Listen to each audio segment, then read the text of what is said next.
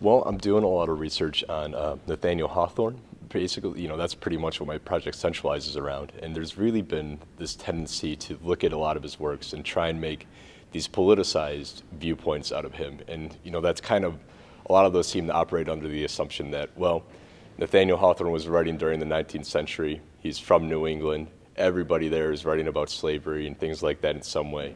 Hawthorne must be too.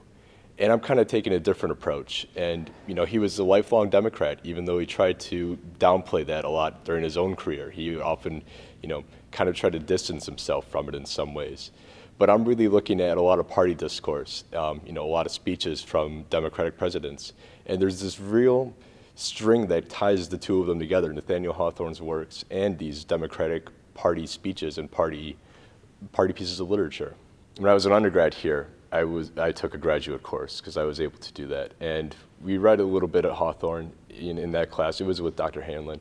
And, we read some other stuff. And I didn't end up working with Hawthorne at that point.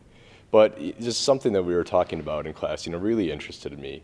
And the next semester, I ended up doing a thesis project, an undergraduate thesis project on Hawthorne, on the piece that we read with Dr. Hanlon. John just, clearly both had an enthusiasm and a knack for that kind of work. It was kind of, it's always kind of thrilling to meet a young person who has such interest. And so later on, when John applied to our graduate program, I was naturally very pleased.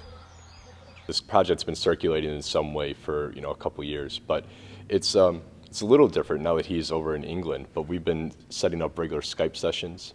And on top of that, I email drafts to him and he gets back to me with, within a specific time frame, and it's been working out okay like that. Hawthorne was a person who wasn't simply a literary writer, he was also a political operative. He worked for the Democratic Party all of his life. And enjoyed a couple of high-level appointments, in fact, by the Democratic Party. But that when Hawthorne writes about that side of his life, he tends to act as if he can't quite believe that he's stumbled into these various political roles. John finds that kind of incredible.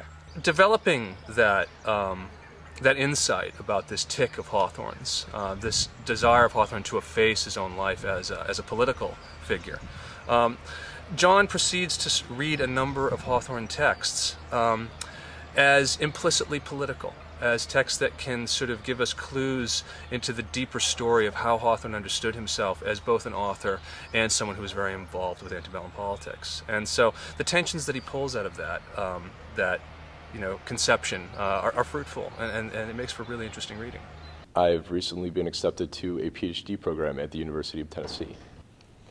It's definitely a really good launching off point. And Dr. Hanlon was great on this part because knowing that I wanted to go on for a PhD, he's been helping me out a lot in the process, but we were able to kind of craft my project in a way that it is a project in itself, in its entirety, but it also it's a stepping stone for something larger. It definitely has room to expand in a future program.